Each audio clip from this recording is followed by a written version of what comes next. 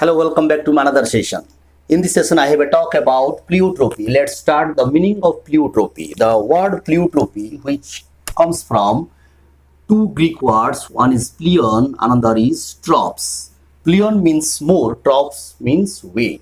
Suppose that there are three genes G1, G2 and G3. Suppose that these are the three genes, and these three genes, they have different phenotypic expression. Suppose that G1, the phenotypic expression of G1 is P1. Suppose that this is the P1.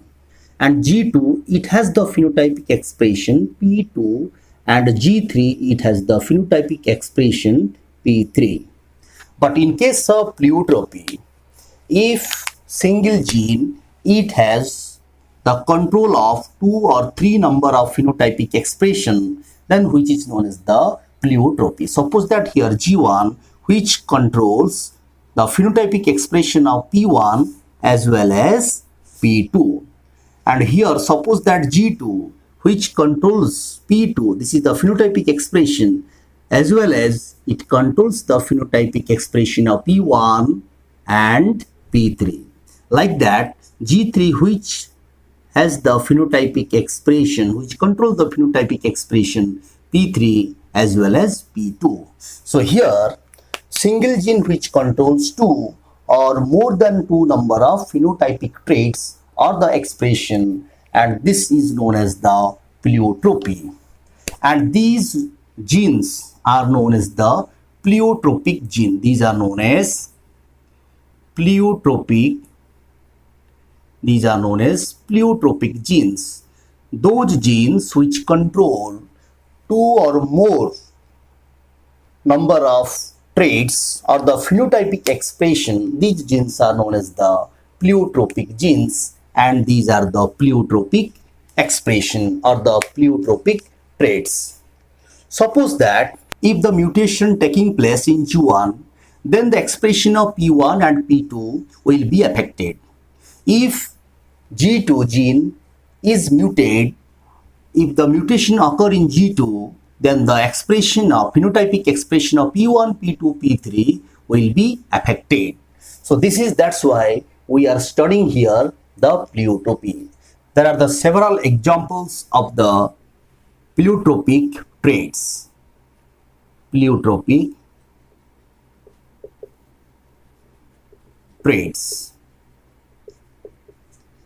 And because of the mutation of the pleiotropic genes which occur, some of the problems of abnormalities, and these are known as the examples of pleiotropy. So there are several examples. One may be the phenylketonuria, phenylketonuria, albinism,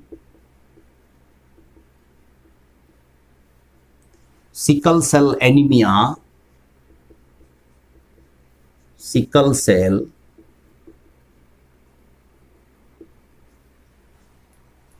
schizophrenia. These are the different examples of pleiotropy. I will go through one by one.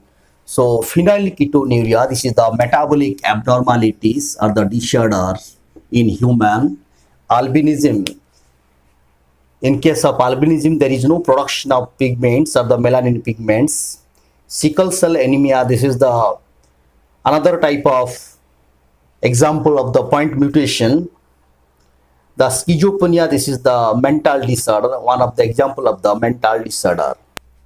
So these are the different examples of the pleiotropy, and there are several types of pleiotropy. So you can classify the pleiotropy. Suppose that one of the pleiotropy which is known as the gene pleiotropy. Gene pleiotropy. Another type of pleiotropy, these are known as the developmental pleiotropy. This is the developmental pleiotropy. And third one may be you can classify another type of pleiotropy which is known as the selectional pleiotropy. Selectional pleiotropy.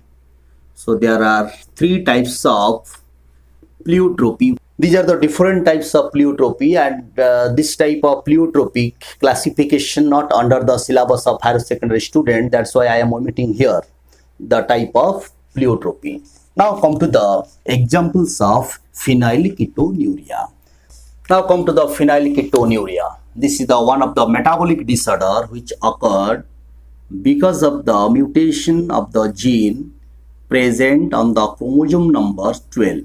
Suppose that this is the chromosome number 12 and the gene present on the chromosome number 12. This gene helps for the production of one enzyme, phenylalanine hydroxylase. So the gene which present on the chromosome number 12 of human, which produce the enzyme phenylalanine hydroxylase.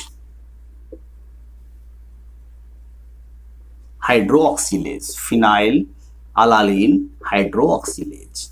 Such phenylalanine hydroxylase which converts the amino acid phenylalanine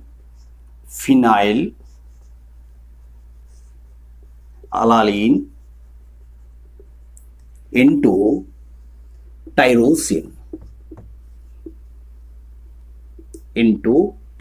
So the presence of phenylalanine hydroxylase which convert phenylalanine amino acid, this amino acid present in our food, so such phenylalanine convert into tyrosine, and through the series of chemical reactions such tyrosine metabolized into acetic acid which convert into acetic acid, and this is the metabolic end of the phenylalanine. If the mutation taking place in this gene, suppose that this is the gene present here, pleiotropic gene present here. If the mutation taking place in this gene, then the phenylalanine hydroxylase which becomes functionless. That's why such phenylalanine hydroxylase it is unable to convert phenylalanine into tyrosine. That's why such phenylalanine which convert into phenylpyruvic acid.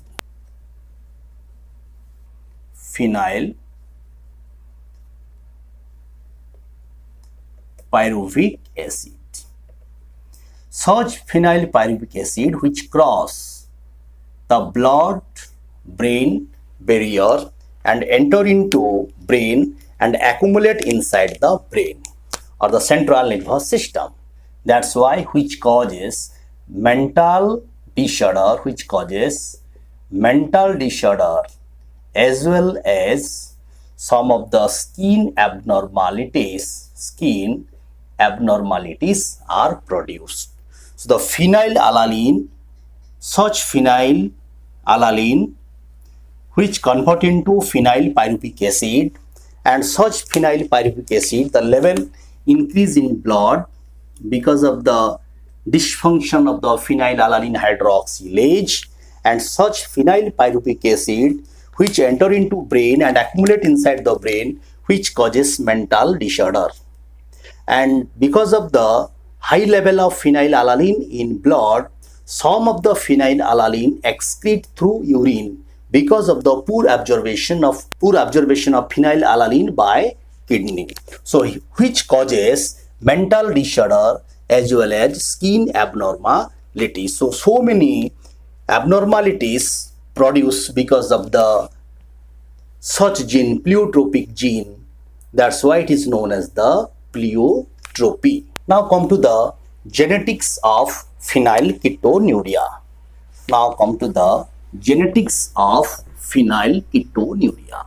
The phenylketonuria, this gene which is autosomal recessive.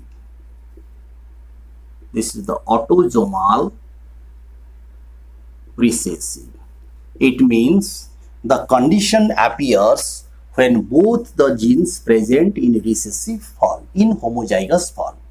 Suppose that the cross taking place in between carrier father and carrier mother. So these are the carrier, because this is the heterozygous condition and this is the autosomal recessive. So these are the carriers. This is the carrier, this is the carrier father and this is the carrier mother. There is no development of symptoms of phenylketonuria. That's why it is known as the carrier. In F1 generation, what would be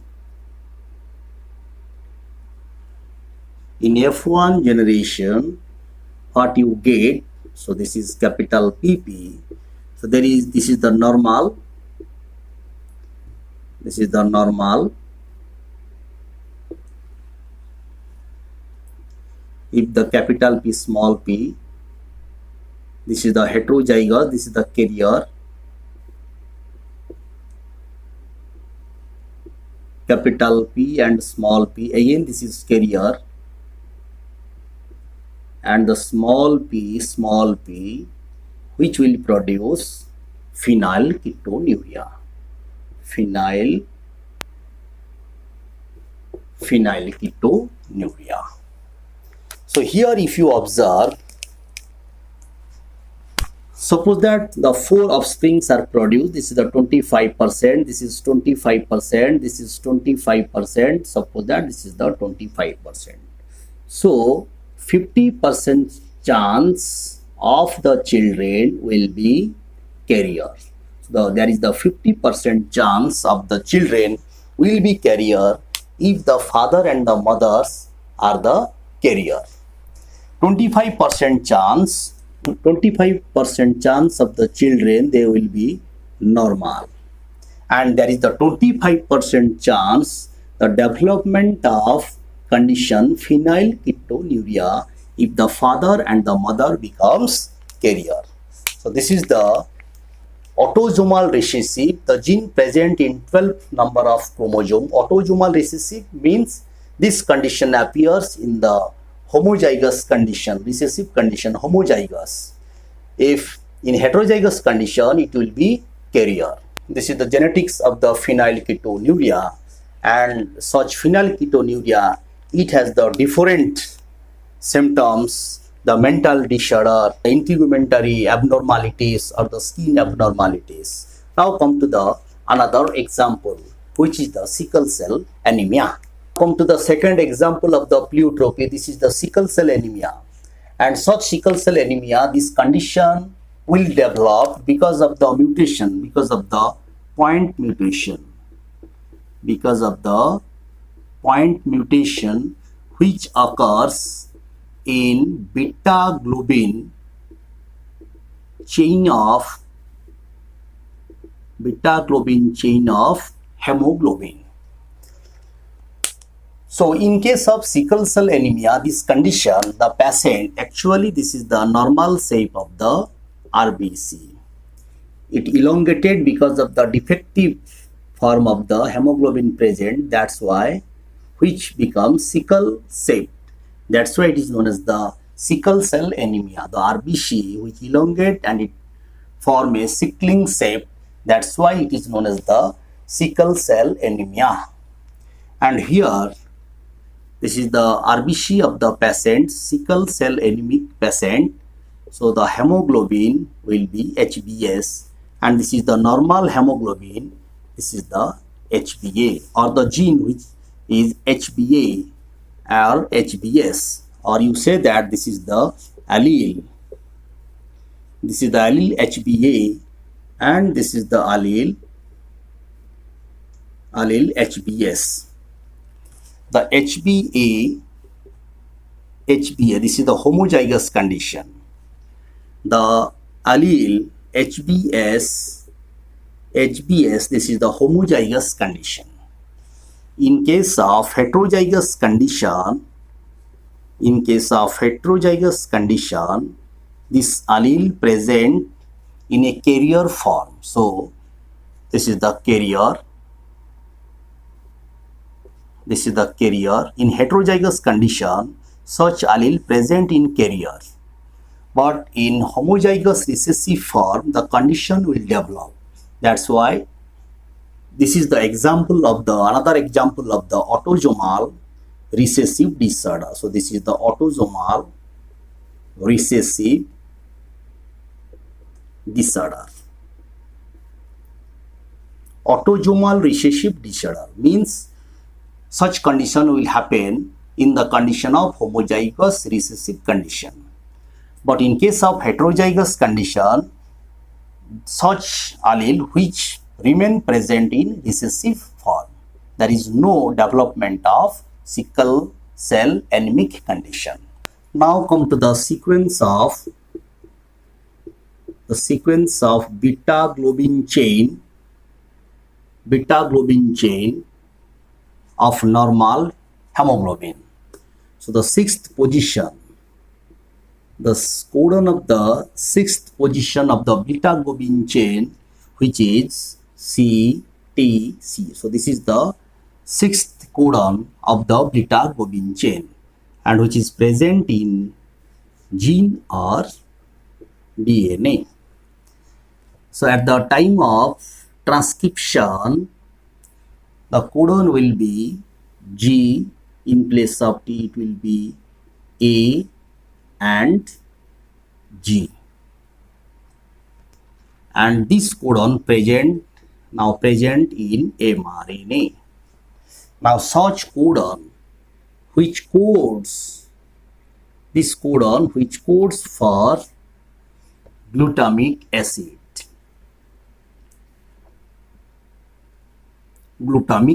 This glutamic acid present in the sixth position of the beta globin chain. So what is the sequence? Valine, histidine, leucine, threonine, proline, glutamic acid, then again glutamic acid. The position number 1, 2, 3, 4, 5, 6, 7. So there is the 7 number of amino acid, but in the position number 6, there is the glutamic acid. So in presence of the sixth number, this is the glutamic acid. But in case of, this is the polypeptide sequence. This is the polypeptide sequence of beta globin chain. But in case of sickling patient, in case of sickle cell anemic patient, there is the substitution of T. So in place of T, there will be A, C, A, C. So in place of T, there will be A because of the substitution, because of the replacement of T. So the adenine which replace the T, that's why the codon becomes CAC. So because of the substitution, T is replaced by adenine. After transcription, the sequence of mRNA codon, it becomes GUG. So it becomes U in place of A, that is the uracil. So the sequence will be GUG, and such GUG codon which codes for valine, So the sixth position of the beta globin chain, now it changed. The sequence will be valine, histidine, leucine, threonine, proline, then sixth number valine, then glutamic acid. So because of the single mutation, single substitutions of adenine in place of thymine, which causes the changing of sixth number amino acid in place of glutamine, that is the valine. So this is the altered polypeptide chain of beta globin.